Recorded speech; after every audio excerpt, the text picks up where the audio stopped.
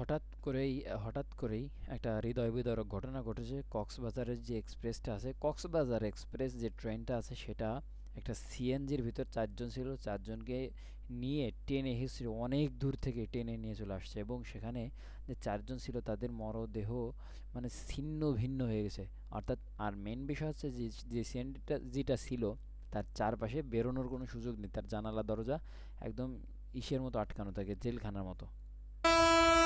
Sure sure. এই দেখেন, এই দেখেন, এই দেখেন কি অবস্থা।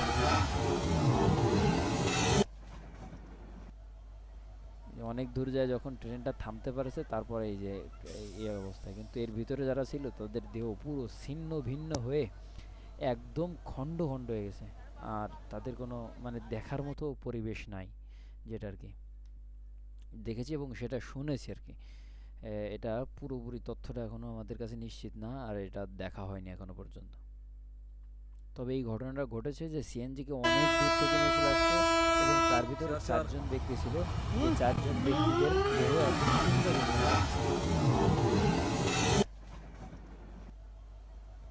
যারা এখনো পর্যন্ত সাবস্ক্রাইব করেনি, সাবস্ক্রাইব করে আমাদের পাশে থাকতে পারেন। নতুন নতুন ইউনিক যেসব তথ্য, যেসব সত্য আমাদের